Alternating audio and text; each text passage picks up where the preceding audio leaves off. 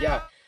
As Samuel was saying, my name's Caesar, and I'm actually a rising first year undergrad for um, biochemistry and biomedical sciences at the University of Windsor. And as Samuel was saying, I've been doing research since 2024, and I've done projects in environmental science, and now I'm focusing on bioelectronics and going into the field of theranostic technology. So I'm super happy to be here, and yeah, I'm ready to get started. Yeah, yeah. So let me just share my screen and then we'll get right into it. Okay. Just a sec. But yeah, Caesar Khrushchev, for people who don't know what your research field is, could you maybe go a bit more in detail of what it means, first of all, to be a researcher, and second of all, about your specific field? What do you guys do in your specific field? Absolutely. So, in terms of what I think research is, if I could say it in like a sentence or two, is research is really about creating new knowledge. And I've actually heard this quote from Neil Armstrong. So I'm sure everybody knows who that is, right? The astronaut. And I think this is a perfect summary of what research is, because I feel like a lot of people these days misinterpret what research actually describes. And a lot of times people boil it down to only putting it on a resume or something for a college application. But it's more than that. Research, you're creating new discoveries and you're basically learning at the same time and applying that to create something that can actually benefit society. So, um, for me, the I got into research because I was inspired by many of my mentors who had supported me from the beginning, and now I'm doing research with a research group at the university, and we are working on bioelectronics. So I'll describe a little bit more. I'm actually in the lab as we're speaking right now. So this is the office space that we're in. If possible, I can actually tour you guys around. Like I'll show you around the office space and the lab spaces, if that's okay with Samyar. Um, Yeah, yeah, but that would be amazing. Yeah, that would be yeah, yeah. amazing. So what we do here is basically we innovate on developing semiconductors and electronic devices. So in all of our technologies, like your iPhone, iPads, um, tablets, PCs, all of it contains core components that allow that device to function. So that includes semiconductors, transistors, and sensors. So these types of core pieces of technology is what we're trying to focus on making more sustainable, more cost effective, stretchable, wearable, and biocompatible. A lot of the technology that we have right now is very rigid.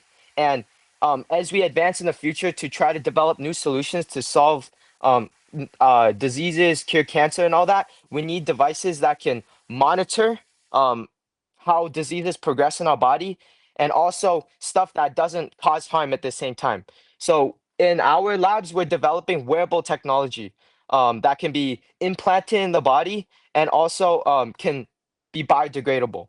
So uh, this is like a mixture between biochemistry, biology, and pure chemistry, and we're combining them all together for an interdisciplinary approach in trying to advance bioelectronics.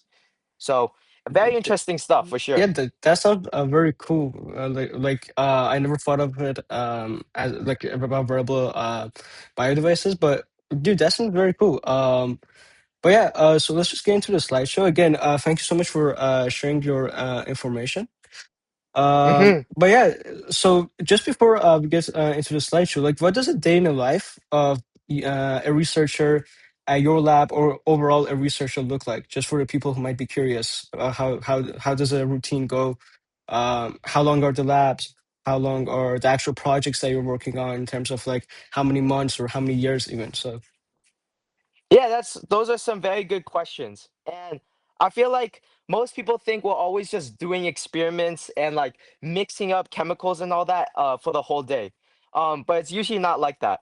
Honestly, if I'm being honest with all of you guys, even though I've only like been in this research group for about a year now, a lot of times you do lots of reading. So research, you got to be very knowledgeable in your field. And so you actually spend like if you have like an 8 hour workday, you would probably spend like half of it just reading the literature and just trying to understand your field better because it's always constantly changing. And once you have that in like once you do the reading and all that kind of stuff, then you can actually begin doing your research. So typically all research groups are have a principal investigator. Usually that's a professor or some kind of person who like an assistant professor or associate professor. And you're basically contributing to their research. And so through all that reading, through collaborating with others, you're able to then create something that you can contribute to that work. So for example, my professor, he's working on bioelectronics. That's his field. So for me, my task is to do lots of reading and innovate in one of the ideas that he wants to look into more. So he told me throughout this summer that I should do more reading on specifically theranostic technologies. So that's a term I mentioned before, and that's like bioelectronics with like biological tissues. So I spend like half the day reading and then half of the day going in the lab, and then through that time, um, you usually spend on a project for like several months to years, right? Because you're trying to publish a work. So it's not a short process either. And then, of course, you're gonna have times where you're gonna do certain events, go to meetings. Lab meetings are a common thing in a research group. You probably have it every single week. For us, we have it every single week, and it's really organized. So I feel like most people they don't really see what's actually going on in the lab, but it's really organized and there's deadlines and there's everybody has a role in the lab. So yeah. Yeah, got a great answer. Mm-hmm. And most people don't realize that because for you to be able to actually contribute to the knowledge, you also have to have an understanding of the knowledge. So you can't just go into lab and just combine the two chemicals that you don't know and start to like say, oh yeah, I'm doing research. You're just messing around in the lab. So, um, right, great answer. So, to let me just introduce myself. So again, many people might not know this, but I'm also a high school student, so I'm learning from Caesar as we were speaking, and I'm just same as you guys. I'm just arranging this meeting so all of us can learn together from all these great university mentors, especially Caesar. So yeah, I have 3+ years of research in computational neuroscience. For example, I built this model, which was basically like a CNN model that would look at MRI images and it would predict whether there's a tumor or not. They're very basic models, but once you get into a university, you can expand on that and even go to the crazier models with lab fundings, which we're going to be talking about with Caesar as well. And just a fun fact, I also am a musician on the side. So yeah, now, as Cedar mentioned, he is a biochemistry student at University of Windsor, and he's basically sorry about that. He's basically going into research across, as he said, devices with actual biotissue in them. And I feel like that is going to be a very major field within the upcoming years or even decades. So that is a very exciting field. And yeah, he also did environmental sciences in Canada by Science Fair, and again a great mentor. And at the end of this meeting, you will actually have a chance to ask him questions in a live Q&A. So stay around for that. Now, this is just a quick timeline for what we're going to be teaching. So week one is just the foundations. Many of you might already know what research is, right? But the key thing is mastering those foundations will help you to form a question later on. And then once you form your question, you can do some labs and actually learn the methodology behind answering those questions. And then week four is just final project proposals and communication. So how can I communicate my results? How can I write a paper? How can I even like present my paper to other journals and stuff? So yeah, week four is where you're going to be learning how to basically sell your idea to all these universities and journals. Now, by the end of today's session, hopefully you will be able to define research into one sentence, or at least have a very specific idea of what research is. Because these days with social media, like everyone is going to be, I'm doing some research, and then just open Gemini or whatever AI model that it is, ask a question and say, "Oh, yeah, I did research." Well, research is like a methodology. It's like you are experimenting to find the correct answer to question, as Caesar said. So you're trying to do different experiments. You're trying to actually prove false because in research we do the null hypothesis. So we always try to prove our hypothesis wrong in research, no, not prove our hypothesis right. So there's a clear distinction between whether you're just doing quote unquote research versus actually being a researcher. And also, we are going to talk about a 6-step project and skeleton on how to do research. So, for example, um, learning about the topic, then coming up with a question, then reading the literature behind the question, all those fun stuff. And yeah, so let's get into it. So I want to ask you guys a question. Based on what Caesar said, what do you guys think research is? Again, don't say what he said specifically word for word because that was a great definition. But overall, what do you think research is? Just answer in the chat and I'll look into some of them.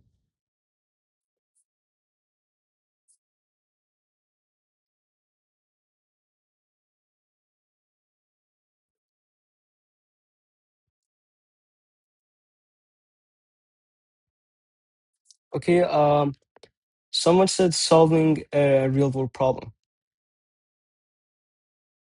Caesar, what do you think about solving a real world problem as a definition for research?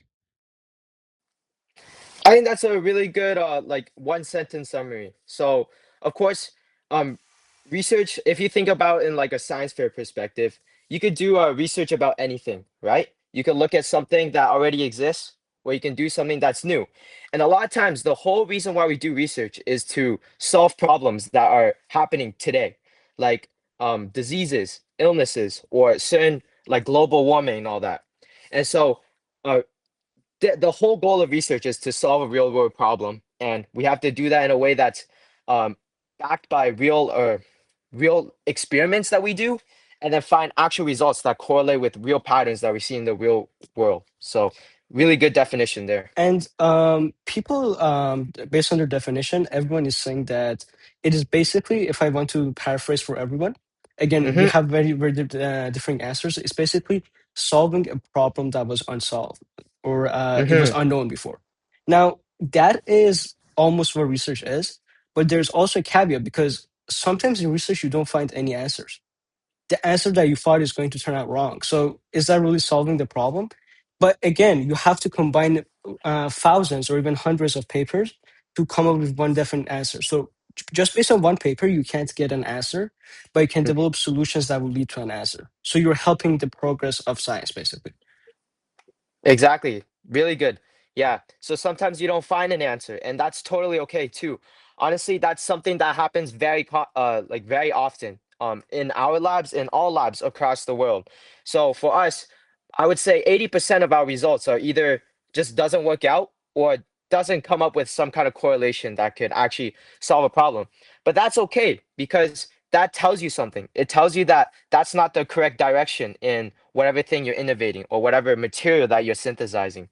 So all of those things are um, again guiding the research body towards the right direction. Yeah.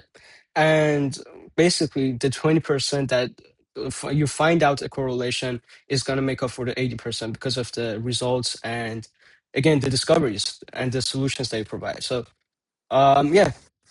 Now, Hmm. the definition of research that I have here is asking a question carefully enough and answering it honestly so someone else could trust the answer.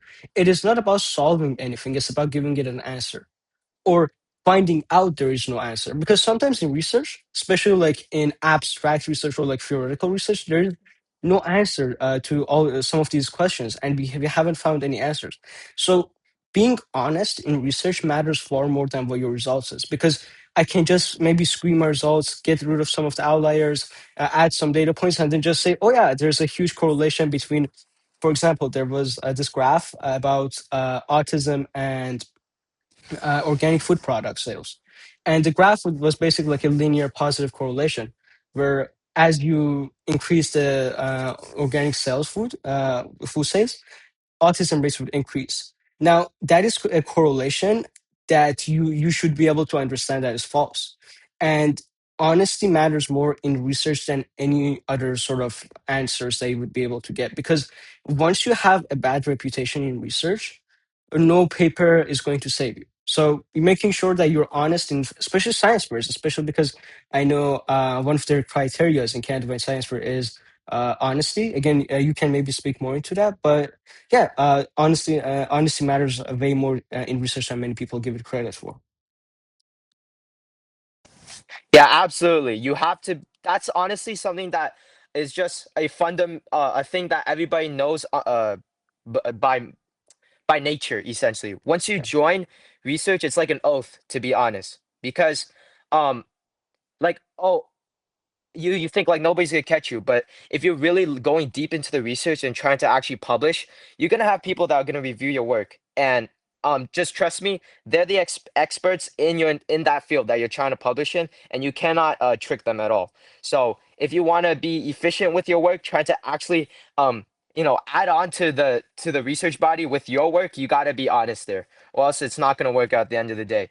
And it's costly too, because getting into research is not cheap as you get further and further down the line into it. So you don't want to be wasting money either.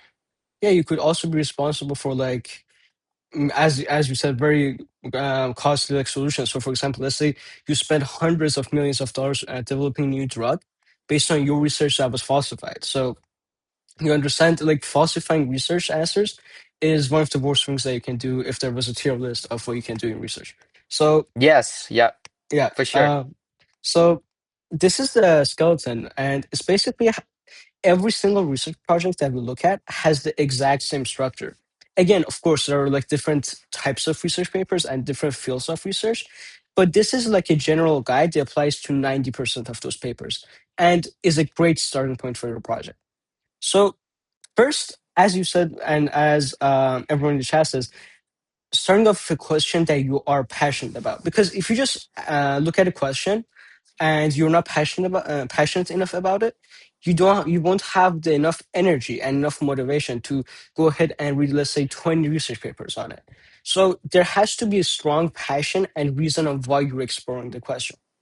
Then again, as you said, lots of reading, lots of literature reviews, lots of meta-analysis, and again, lots of actual papers and reading them.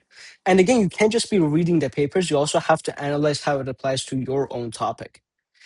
And methods is also a very hard and challenging process because, again, you have to either do it in the lab or you can do computational research. But again, either way, you have to develop a way of answering the question. And yeah, so these are the first three steps on doing research. Now, after this, you should be able to get your data and all the results that you have. But again, just raw data doesn't show anything. It's just a bunch of numbers in a spreadsheet. But once we get into the statistical analysis and data analysis, that is where the magic happens because that is where you get your answer whether there is a correlation, is there no correlation, is there a low correlation, what is wrong with it, do we have outliers, all those fun stuff are going to happen in here. And what I find is that statistics, and this is a very famous quote, statistics doesn't lie, but it also tells us a thousand half truths because you can make statistics so subjective. Like many people have different interpretations of what a medium correlation means. So statistics is honestly one of the major parts that people make mistakes. It's either the statistical analysis or actually doing the lab, which people might do an error, which would be human error, and that would skew the results as well. Again, Caesar, how do you guys handle errors, especially in human error, or even during your data analysis? Let's say the statistics give you this, and you interpret it differently than it was supposed to. How do you guys handle it and make sure that your results aren't biased, basically? That's a really good question. So I want to go beyond just statistical analysis, um, because of course that's really important. You got to make sure that you use the right software. You got to make sure you interpret it all correctly. But one of the biggest factors in creating error in your results is actually just you. You're the one that actually creates the most error, because um, I'm sure all of you guys heard about human error, where like if you're measuring the volume of something, you don't read it correctly and you misinterpreted the volume. All of those add up inside the lab. So I feel in the lab there's like about 20 of us, and all of us do like at least like 10 experiments a day.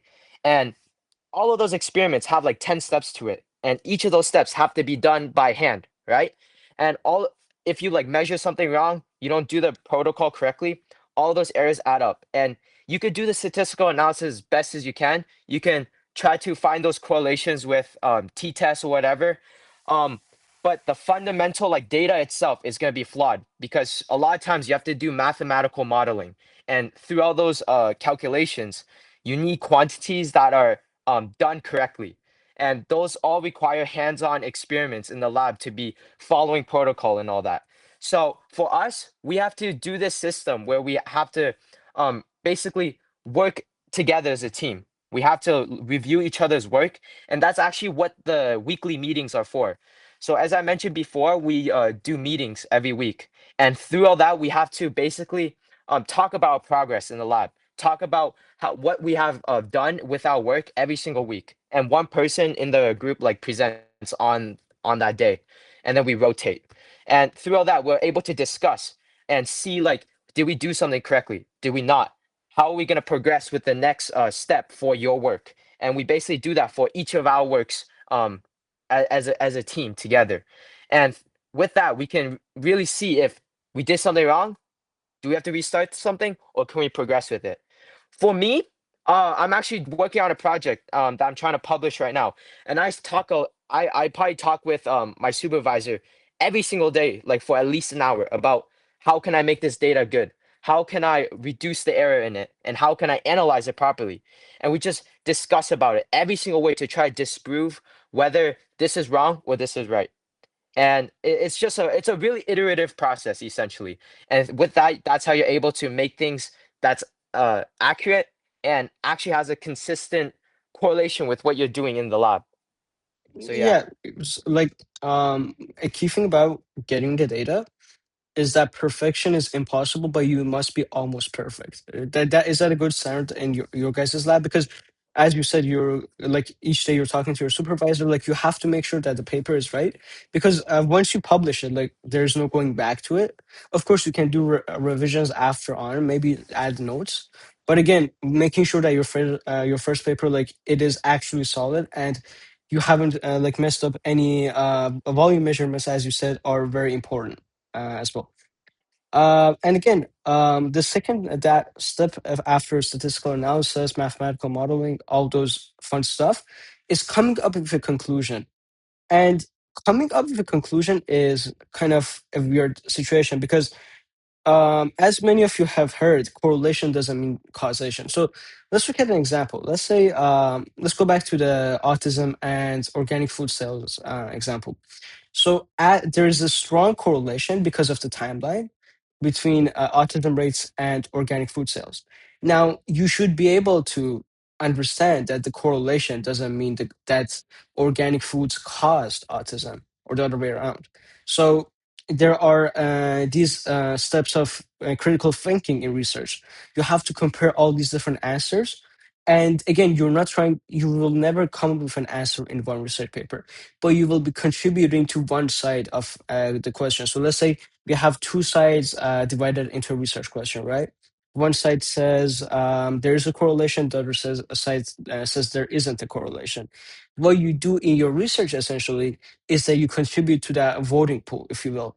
And and let's say more papers come out, whichever pool has the most papers supporting it is going to be the most science-based answer and the most scientifically accurate answer. And let's say you came with a conclusion, you wrote your paper. How do you actually get this published? Because I have it in my docs, the paper is ready, I have the citations, I have iterated, and I'm done, right? Well, Caesar, how did you manage to publish your papers in high school and overall in university? How does it work to publish papers? That's also a really good question, and it's actually a pretty long process. In terms of actually trying to publish in a real journal, because when you're publishing, um, the system of how it works is essentially you're doing a project, right? You have something that might be useful for other people to look at, and maybe use your work to create new discoveries and all that. You got to publish to a journal, and there are many kinds of journals. in terms of like the journals that are really relevant for us high school students, it would be it could be separated into two categories. One, you have those high school journals. I'm sure maybe you guys done some searching before, but for example, the one that comes on up from the top of my head is the Journal of Emerging Investigators. That's like a high school journal that you can publish to. And then the second category is actual academic journals. So such as like Science Direct, those kind of databases, Nature, PubMed, all those have journals that are actually reviewed by other scientists across the world. So you have these two kinds of categories, and the publication process for both are drastically different. So in terms of the high school journal, that's probably the one that's most feasible for high school students. Uh, it's honestly, you just need someone that is like an adult, someone who supervised you. That's the first thing that could, and they need you. They need that because you need an endorsement in order to be qualified to actually submit your paper. And then all you gotta do is, once you have your work, you write as a manuscript. So a manuscript is called is basically a rough draft of a research paper, and you gotta write inside the like a template that matches the journal's requirements. And then once you type it all out, review with your supervisor and all that, you can submit. And submitting costs has a upfront fee, and then you basically wait until people from that journal look at your work and accept it. And once they accept it, you're gonna have reviewers that are gonna peer review it. So I'm sure you guys heard the term peer review. Basically, what that means is that you're gonna have a bunch of other scientists within the same field as your work. They're gonna review your thing, really break it down to the data, to your data, to the discussion section, to everything about it, and really try to basically disprove it. And if they can't, and after probably 2 or 3 reviews by actual reviewers, then you can move on to the stage of publication, and then maybe you get your Oh, work gets published in a journal. In terms of real academic journals, the process is a little bit more lengthy because you're actually publishing in real academic journals. And this one is actually the one that I'm trying to work towards right now. And all I can say is that it's not easy. It's not easy at all. Um, no, I'm trying to transform my science project into something publishable, and I've spoken with my professor and my supervisor about it, and it's a long process. If you're lucky, it'll take a few months, but if you're not lucky, it could take several years to get it done. So it's really unpredictable, and I'll tell you guys a little bit more about how the process goes right now because I'm learning more about it right now, but I have a general idea of how it works. So number one is you need to be in a lab. You need to have a supervisor or principal investigator. It's called a PI, and that person is how you connect your work to actual the research community essentially. Um, with that PI, you need someone to supervise you. Sometimes it's the professor himself or herself, or it could be like a postdoctorate person in the research group or a PhD, and they're gonna supervise you during your work. Once they supervise you and you're working on your project and you get it done, you're basically gonna be reviewing your work, writing the manuscript, and just looking over several drafts of your work as you continue writing and discussing with your professor or the person that's supervising you, and you're gonna go through many drafts of that. Once basically your professor or your supervisor gets satisfied with it, then you guys can submit to a journal. And once you submit to a journal, you might submit to honestly several journals at the same time. So it's not just like submitting to one journal because a lot of times you get rejected, especially with the ones that are are higher impact. So like journals, there's different kinds of impact to it. Some journals are low impact, others are high impact, and obviously you want to aim for that high impact stuff. So with those high impact stuff, it's pretty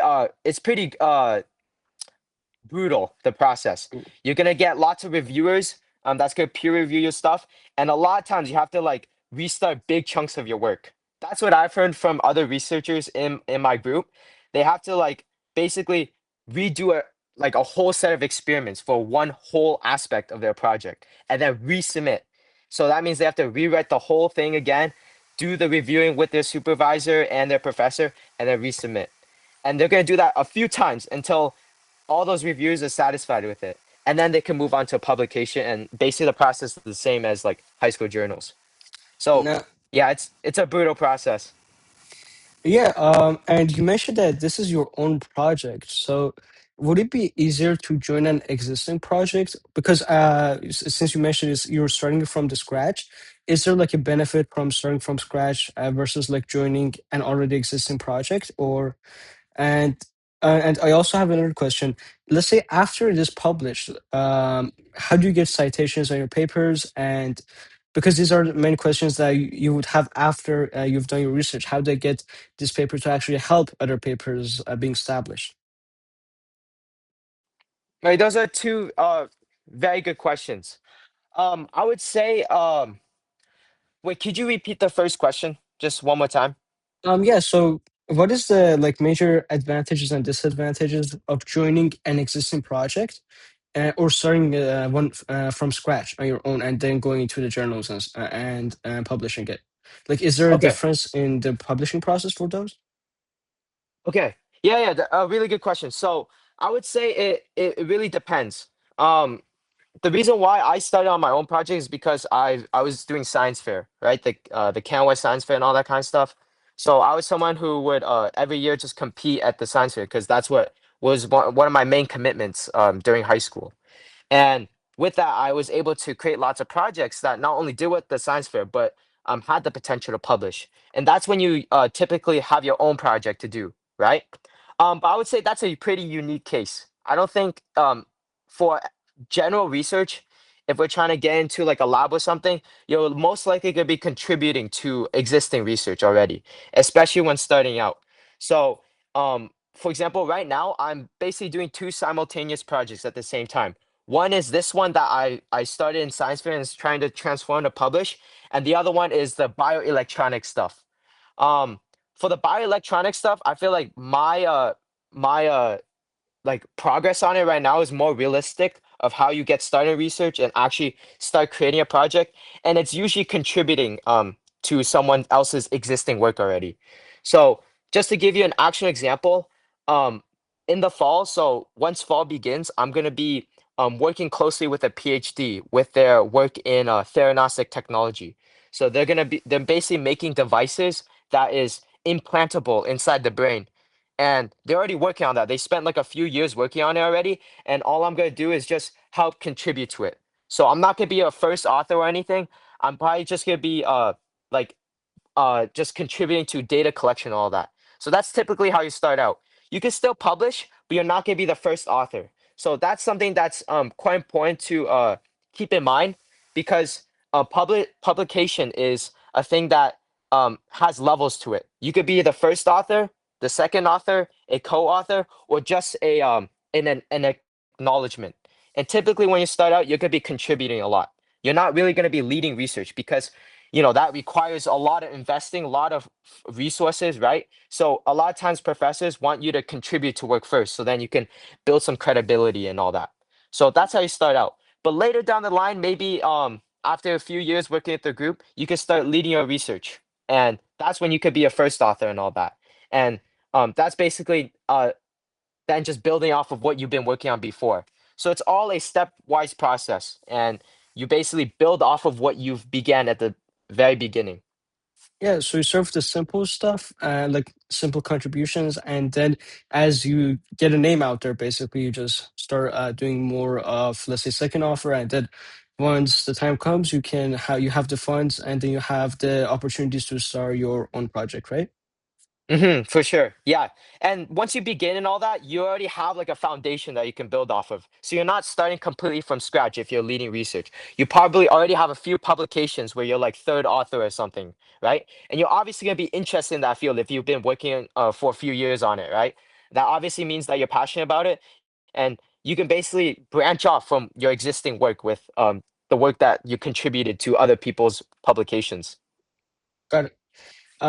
So now about the next slide, we're going to be looking over some of the examples, some of the research paper examples, and just understanding what they are, and then just taking a look of their format basically and studying their structure. So let me just open it real quick. Um, just one sec.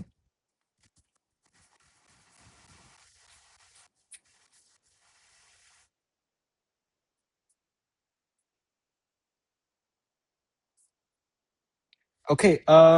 So as Caesar mentioned, there's a manuscript which is basically like a rough draft, and then this is the abstract.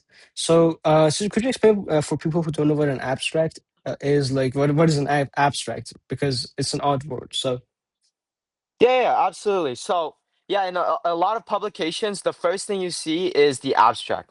And it's actually pretty simple. The abstract is just a summary of the entire paper. And usually it's basically telling you the key Hello. results from it. So you're going to see lots of numbers. So even with this paper that you just pulled up, I can already see many numbers that tell you basically what the whole paper is about.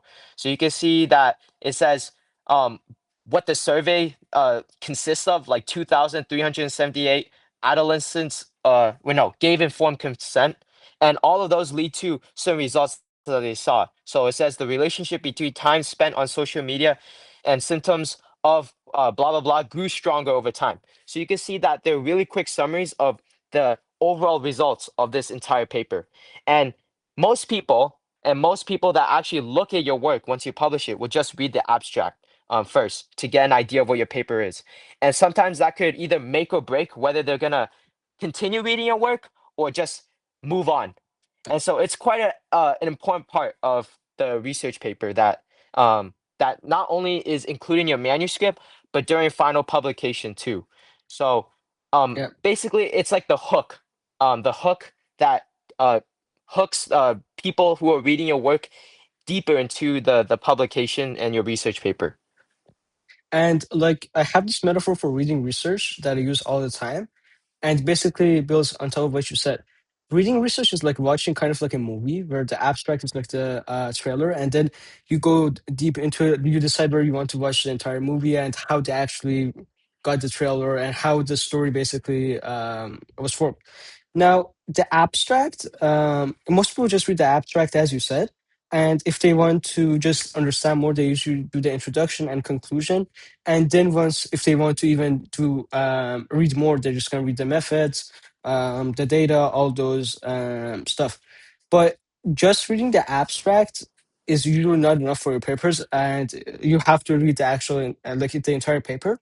Again, you have to make sure that you have an understanding of the topic before you write your own stuff. So let's just look at this paper. So the study aimed to examine whether social media use among adolescents is a symptom of social anxiety, depression, and so they basically surveyed these people in Iceland, and 12 months later, responding in mixed effects, and was weakly but significantly associated with increased symptom.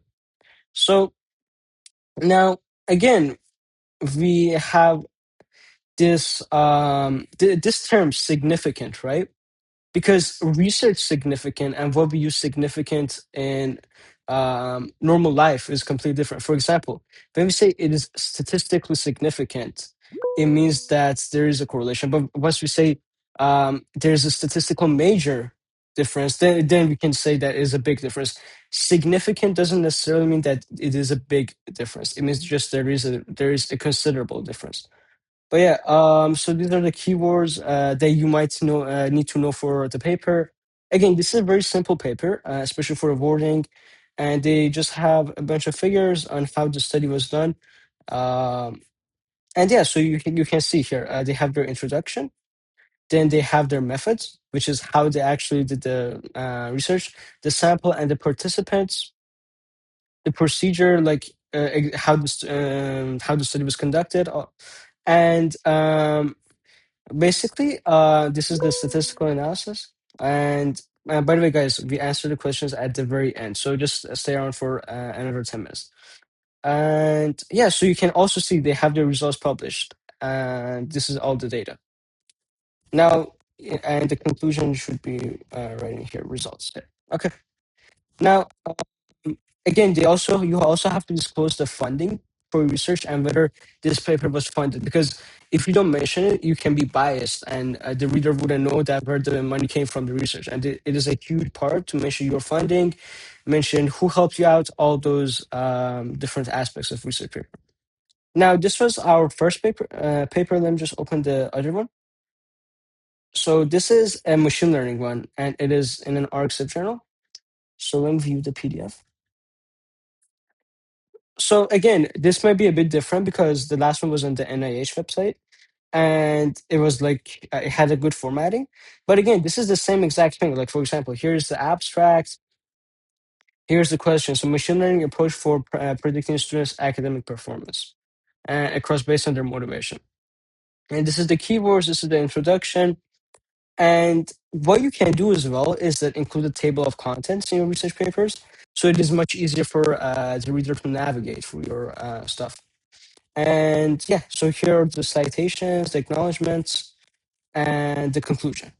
So just making sure that your research is organized is a very important thing, not for yourself, but for the actual reader who wants to use it in their papers. Because if you don't have a readable paper, right, you're not going to get many citations at all because people are not going to be motivated into reading it. Because publishing a research paper is not enough. You have to also get citations afterwards. And maybe Caesar could explain on the importance of getting citations on a paper. Yeah, absolutely. So, um, a lot of the information I'm going to be talking about is I've learned from my professor and the people that I've been working with in the labs for this past year. But citation is a key metric for the success of a research paper and also your reputation in research. So there's a lot of uh, like this in everything including research. There's success metrics that can measure how successful a researcher is and how trustworthy their work is. Because obviously anyone could publish if they're in a lab, but um, how do you separate a bad researcher from a good researcher? And that's where citations, H index, and number of endorsements come to play. So citations basically means that they referenced your work for the work that they're doing, and likely is shown as like a reference or some kind of supporting information in their research paper. And so that means they're directly using the information that you put out in the research body to advance their research. And people look at those numbers. Those numbers, as you get more publications and as you get more years down the line in working in the research industry, you're gonna have a number called the H index that basically says for how many papers you publish, how many people cite it, and that actually it's kind of dumb, but people look at that and determine how successful you are as a researcher. So it's an important number, and everything you gotta measure something quantitatively, right? So that's how where citations come, and also they connect your paper to other papers too. So there's like hyperlinks and all that, right? Um, and once you have there's this thing called an ORCID ID. This is basically your identification number when you're a researcher. And all your citations, all your papers, basically everything you've done in the research body is going to appear there. And so those citations from every single paper add up and people can see that. So this is important because not only is it for your reputation, but also, research is expensive, right? So you want to use these to help you convince people to support, invest in your research, give you grants, research awards, and all that.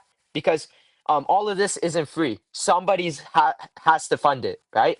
So your professor has, a finite number of grants that they have. So you have to be helping them out too, and getting those citations help with, funding. So there's a lot of important stuff coming from that singular number.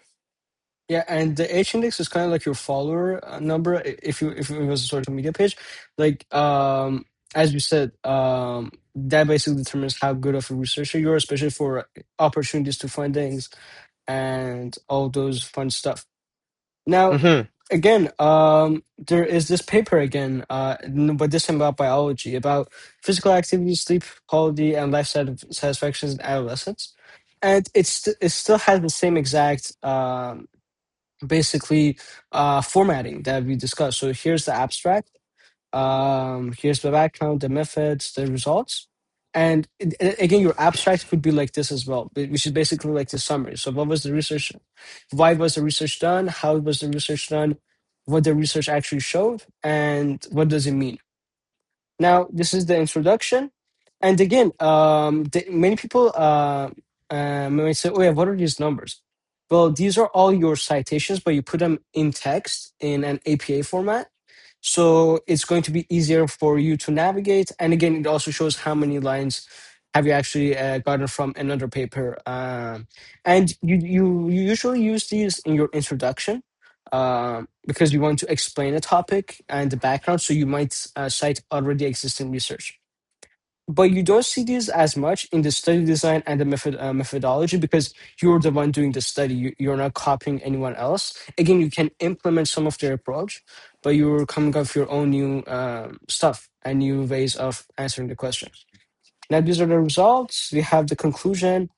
And by the way, in your research, how many, what is a good amount of citations to aim for, in specifically in high school research? Because once you get published, like what is a good goal for our students to have once they hit a publication? Um, I'm honestly not too sure. I feel like getting the publication out there first is already difficult, so it's hard to determine what's like a good citation goal. Um, because it really, first of all, citations aren't like received equally in different types of research. It really depends on the field that you're publishing in, whether it's a high school journal or a real academic journal. Like for example, systematic literature review papers are going to get a lot more citations than hard synthesis and material analysis papers, right? Because Yeah, uh, usually the more broader stuff that displays very general information are going to get more citations because they display like common facts that people can use to write their research papers. But really niche topics usually don't get as much citations, um, but are still very useful, of course, right? So it really depends on the type of research and what that research paper is for. So I would say like don't aim for like once you do like publish, don't aim for just getting as many citations as possible. Really just look at how like a good success factor is just honestly getting more publications out there and you getting more research experience. I feel like for high school students, that's the best thing. Just you publishing is already a good achievement, and citations, um, it's not the most important thing at this stage of the game. So yeah, yeah. Once you get into university, then you have to worry about basically citations and again all the H-index stuff to get the fundings and stuff. But for high yeah, school, yeah. honestly, if you even publish a paper, you're way ahead of the game than almost I would say all or like 90% of the students that in your school or even in like all over the world, you're above all those students, especially and ahead, not only above but ahead in terms of a specific topic. Now, Mm-hmm. for the next session, which is tomorrow, I would like you guys to come up with a topic that you're genuinely curious about. So, and what I mean by that is basically finding out where your passion is. Again, not like just biology, but what about biology? So, for example, for Caesar, it was the biotechnology devices with, like, for example, the brain implants and the, I forgot how to pronounce. I always mess it up. How do you pronounce that? Is it are you referring to theranostics? Prognostics, yes. Yeah, Yes, yeah, I messed it up. So yeah. prognostics, and again, that's his niche and his field that he's interested in. For you, it might be let's look at another topic. For you, it might be machine learning, specifically about a topic in machine learning. So you can go very specific into research, and that is the goal. Because you like, if I ask you, I want to cure cancer, where you're not going to be able to cure like 200 plus diseases at once. But if I ask you to cure or like find a way or a like a hypothetical way of a pathway that you can fix, maybe then that would be a more realistic approach than just saying I want to cure cancer. So the more specific you go, the easier it is to come up with the answer that you want to. Yeah, for me, I totally agree with that too. Um, Honestly, yeah, coming up with the like just the field itself is kind of difficult. But really just look into your skill set, look at what you're interested in, what you usually like, what sparks that interest when you're in science class, and then start from there. Yeah, Don't be afraid to do lots of reading and sometimes use artificial intelligence to streamline that learning. So artificial intelligence is becoming very common in the research industry, and it really speeds up you understanding a field of research and the top like the whole niche itself. So don't be afraid to use artificial intelligence in this too. Just use it responsibly. double check its work, and refer to real information that you see in the literature. Yeah, if you can speed up your workflow, specifically in research, as long as it is not plagiarism and it is helping you actually make scientific progress, and you're giving it direction, and you're the brain behind it, it is an amazing tool to use. And I would say every research paper these days uses it, as you mentioned. So yeah, again, so now we're going to have our Q&A. So whoever wants can ask Caesar any questions, just raise your hand and unmute your mic. So yeah, any questions, any stuff you want to ask? Yeah, go ahead. Research doctor, you can unmute your mic. So, how do we know if a research topic is worth studying? That's a really good question. Uh, so how, in order to know like whether a research topic is worth studying, honestly, it's just whatever fuels your passion the most. At this stage of the game, it honestly doesn't really matter which kind of research topic you're into because you can obviously like work on it and then maybe down the line you want to work on another project. We have the time to do that.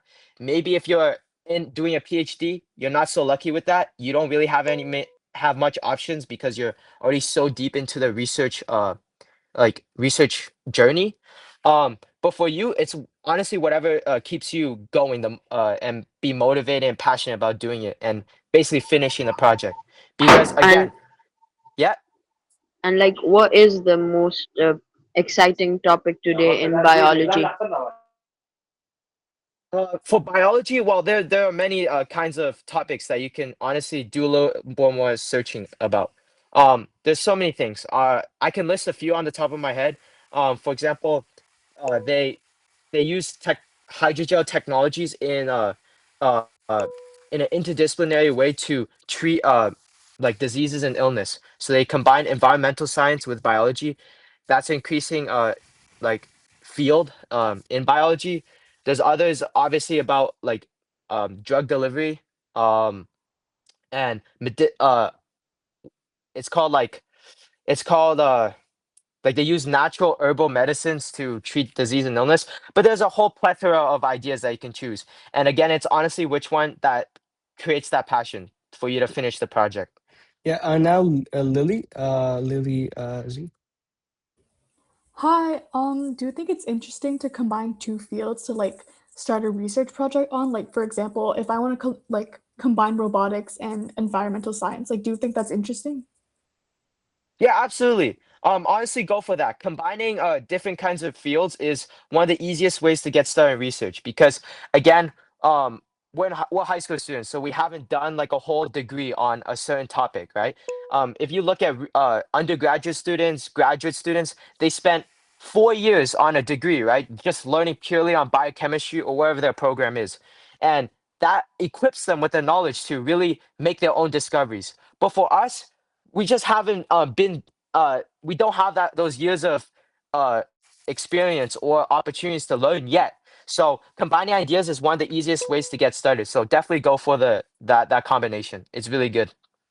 Um, yeah, so now let's look at some people raise their hands. Okay, Lok Hanshir, Lok Hanshir. Yeah, it's Lochna, but Oh, sure. sorry. So Yeah, one of sorry. my yeah, that's fine. One of my main questions is like, how exactly do you know if like a topic is like worth pursuing? Like, what if you use AI to like combine two of your interests? Like, you know what topics you want to pursue, but you don't know how to find a proper research question. How do you find it? That's a really good question. So honestly, this is what I tell most people that want to get started into research. There are a few things that you have to think about before moving on with a specific like idea or topic in that field. So I would say number one is your resources. Resources is basically whether you have access to a lab or you're just doing it at home. That unfortunately limits what kind of idea can you pursue in that field. So a lot of times that boils down to an idea that's quite simple in that field. That's something that you have access to the resources to do, right? So that's one thing that you gotta consider to find a good idea. Another one is um your skill set. So some people are good at coding. Other people know a lot about chemistry Mhm. already. That can help guide you in what kind of research idea you can pursue in that field. So if you're really skilled at something or you're really interested in something, because interest is also a skill set, just you being interested in something, that can guide you on what kind of idea is good. Another thing is keeping the idea simple because no matter which kind of research idea you choose in any field, it's going to get more complex as you continue working on it for the next few months after you develop the topic. So make sure you keep it simple because even in the research we're doing right now, it's not like we're creating a whole entire solution in one research paper. We're actually breaking up a certain solution into little components. And then after several years of like working on it, all those research papers eventually combine to one um one like one whole solution. So keep the idea simple at the beginning. Um, and then the last thing is again passion. So you gotta as long as you're interested in that research idea, that's what fuels you to actually finish the project. Because whatever topic you're doing, it's gonna be a long process. You're gonna be spending lots of hours on it, so you want to do something that you're passionate about. But yeah, even if you have using artificial intelligence and stuff to basically see if a research idea is good enough, use those criteria essentially to determine whether it actually fits for you. Okay, thank you. Yeah, no problem. Okay, now we have Safik Roshan. Yeah, thanks for giving me the opportunity. So, actually, I am currently pursuing my final year computer science undergraduate degree. Can I still participate?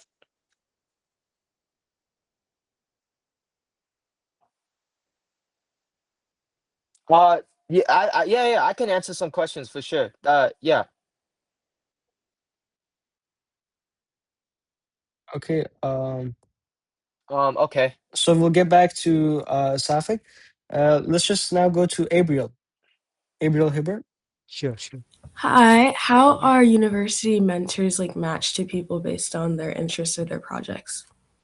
So that is a great question. So our mentors are going to be for your projects, but again, it is going to be in the following format. You're going to submit your project, and based on what we see, we're going to pick the best of the best free projects, and we're going to match it to the fitting university mentors that we have because we have a wide range. But most of our mentors are doing their own stuff, but they can of course help you for high school level research paper. Um, but yeah, so the next question is. Uh, Niharkia Pluto is that one, yeah. Hi. I wanted to ask if we'll be able to work in teams with other people within the program. Excuse me, could you repeat that question? Will we be able to work with other people, with other participants within the program? This program? Oh yeah, you can, of course, yeah, of course. Hmm. Okay. Okay. Now, let's get some more questions. Soliana. Yes, thank you. My question has to do with like, you said usually when it comes to research, you need a lot of equipment and funding. But what if it's like, I know a lot of numerical simulations are also used a lot in research.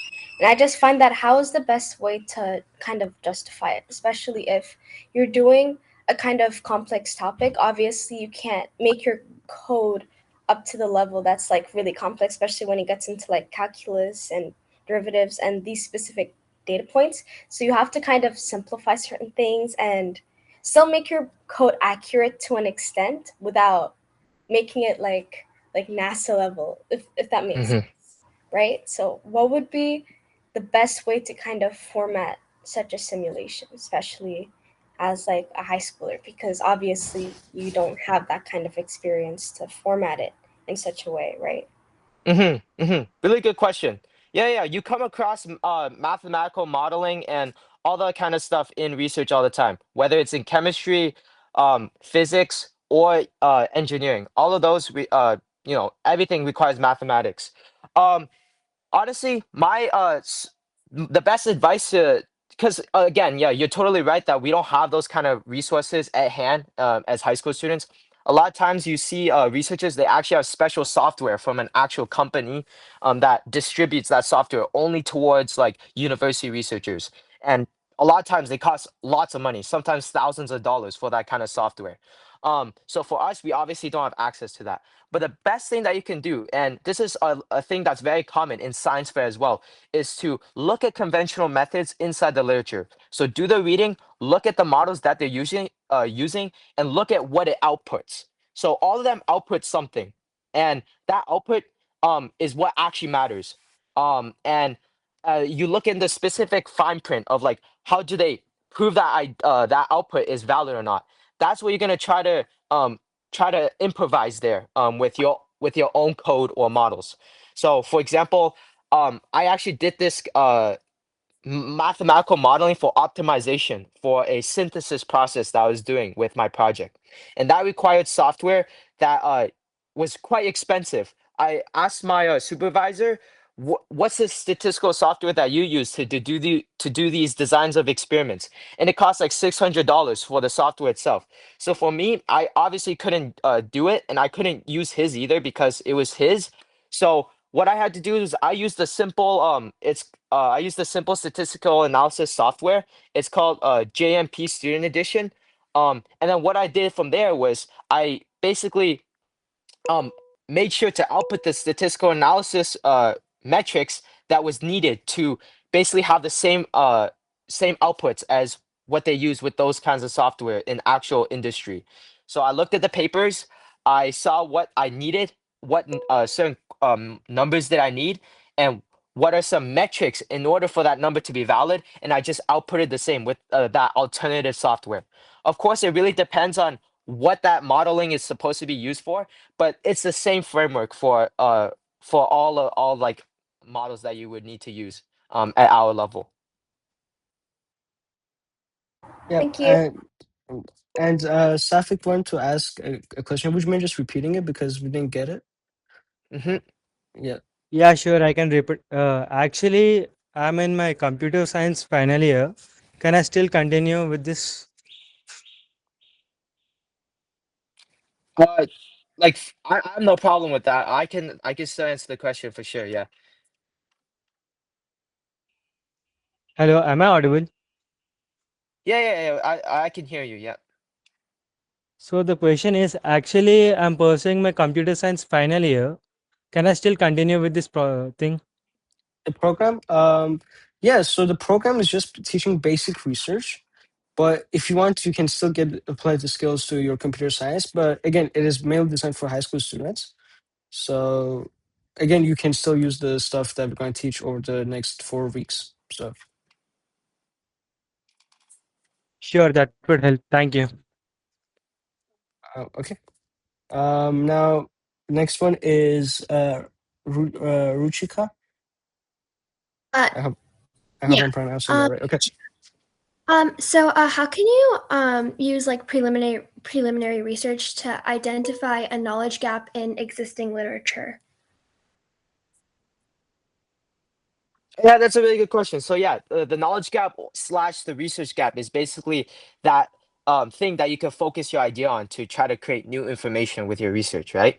Um, what you can a lot of times they actually just tell you it straight up at the end of the research paper. So honestly, I would suggest you just taking a look at like the conclusions or all that, or like they sometimes say future directions. Read those sections to see essentially what they're missing, and then maybe you can do a little bit more a deeper dive into that. Sometimes they don't directly say that. So what you would do is actually just basically read a bunch of research papers and you find the pattern that they're all missing. So I can give you a clear example. For me, my project was on basically creating a material that could remove like toxins from water. And the pattern I saw after reading a lot of literature was that none of the solutions were really sustainable. All of them used chemicals that are really toxic to the environment, which is kind of ironic since it's a solution to help the environment. So that's the research gap that I identified myself. So you could either find the pattern yourself or look at those certain sections that just directly tell you it. It really depends on the papers you're reading, though. Okay, thank you. Hmm. Okay. Next one is Maheen. Yeah, hi. How do you know if an idea is original enough to research? Well, that's a really good question. Yeah, so originality is basically whether your project is actually innovative or novel. And there are many things that you can basically check as like a checklist to see whether it's original enough. And one of the one of the biggest things that you can basically do is just first of all, always do lots of reading to make sure you are fully aware of what's going on in the research landscape of your idea. And what you can do is actually, even though all these papers look like they've done everything possible for that certain topic, you can always twist it in something that's new. So the checklist I would say is you look at the application. Sometimes the application is all you need to make an idea original.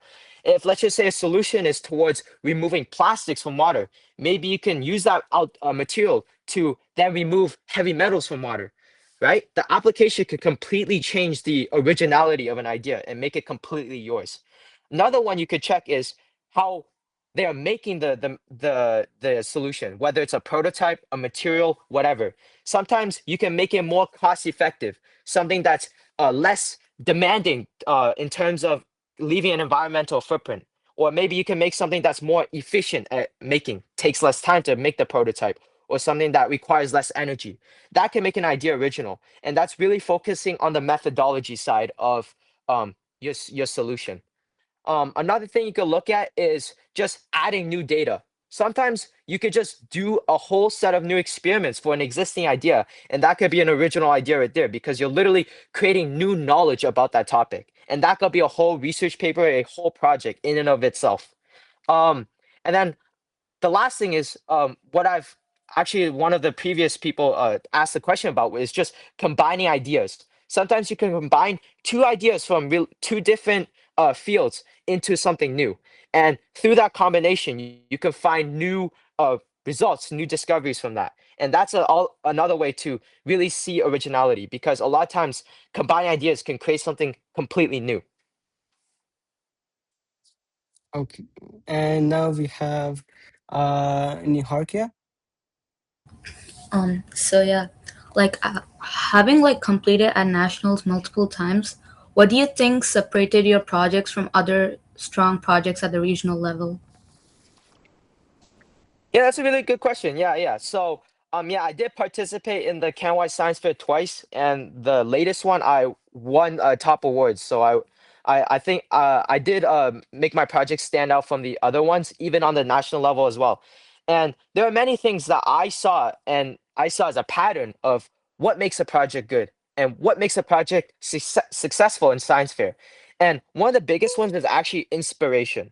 So this is like the human side of a project. A lot of times people do a science fair project just to make it look impressive or just for the awards itself.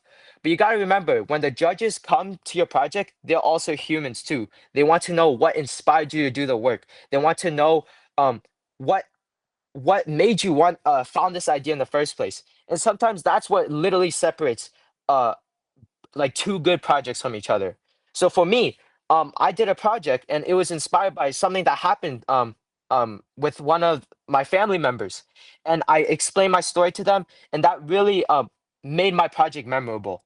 And so that's how you make a project stand out because again, when you're competing either on the regional level or the national level, all projects are going to be good. They're all going to be very technical. They're all going to be very detailed. But adding that human side to it is what makes it stand out in a unique way. Another thing is doing conventional and unconventional methods. So of course, everyone's gonna be doing experiments in their science fair project. But if you're able to do conventional methods, meaning that you do experiments that are similar in the literature, but also experiments that are not conventional but still provide useful results, that creates that creativity side and shows your critical thinking to judges. And that's what makes them also remember your project and really show that you actually know what you're doing and you're not just like you know doing what the literature is saying and trying to basically create similar results as existing research papers already. Another thing is also being out in the community. So in a lot of projects, most people just do it at home or in a lab and don't really do any field studies. So I would suggest in any project, do some field studies. So that means like going on the community, collecting real data from outside sources. So that could be rather like it could be like surveys, right? If you're doing something with a human study, or it could be going out in the pond and collecting data there, or reaching out to certain industries about their opinions on your project. And all that shows that you're really passionate about the work and that you're willing to go further down the line with this work. Because judges, when they grade you in science fair, they want these students to actually continue in science, right? That's the whole point of science fair. So they want to see if you're actually going to go that way to continue in that field or continue doing research. And by doing those field studies, it proves to them that you actually will. So yeah, Okay, all of thank you those so I much. yeah, no problem. Yeah. And all of those are included in my project. So that's probably why I was able to receive that high recognition. Okay, so we have Yeshwani. I'm sorry again. I'm mispronouncing this name. Yeah, yeah, it's completely fine. It's Yashaswini. Okay. So before asking a question, I would like to say thank you so much to Caesar and Samya for such a great session, and especially for the young beginners who are just starting in a research. Okay, so my question is how do you actually choose a research topic? As you mentioned that we should read a research paper and all, but searching for a papers like often gives a thousands of results, right? So like how do we narrow them down and identify, okay, yeah, that's a meaningful research for a problem?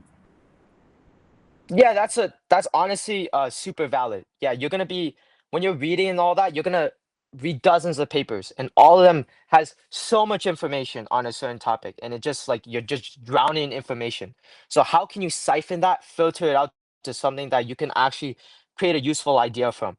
And that's where the power of artificial intelligence comes in, because again, we don't have that necessary knowledge to actually siphon it ourselves. Maybe you do. Maybe that's why skill set matters. That's why I said in the one of the other questions that looking into your skill set is really important because that helps siphon out whether an idea is good or not. But let's just say you don't have it, but you're really interested in a certain topic. That's where you could use artificial intelligence to filter out certain stuff. And you have to use it responsibly though. Again, AI is being even increasingly common inside research to be able to identify those patterns. But you have to use it in a way that's responsible. So that means you can input all the information. You have to annotate those research papers that you do, and through those annotations, you could input it into your AI model, and then that can actually help um, basically show you the research gap, and then that's something that you can then look into more. And you could also input more information about your certain circumstances, whether in your lab, whether you have a mentor, or what you're interested in, and the AI will literally take all those into account and create the idea for you. And then all you gotta do is just make sure all the information it's saying is correct. So maybe you have to go back to into the literature to confirm it, and then you look at what it outputs. And if you're satisfied with it, then do more digging into more papers that are really similar to that, and see if you can identify the gap yourself. And if you can, then that's a idea right there. Yep, great answer. Okay, yeah, thank you so much. All right, thank you. Okay, so we have more room for one more question, and because we're past the time, we can't allow for duplicate questions. Again, you can still email us, and I will ask Caesar myself, and then just give you a response from his behalf. So yeah, Yeah, yeah, yeah. Josiah is our last question, and again, you can also put it in the chat as well. So, Josiah, can Yeah, I just wanted to ask in the website, in the Research 101 website, I noticed that it mentioned future placement opportunities. So I was kind of just wondering what specifically that kind of means.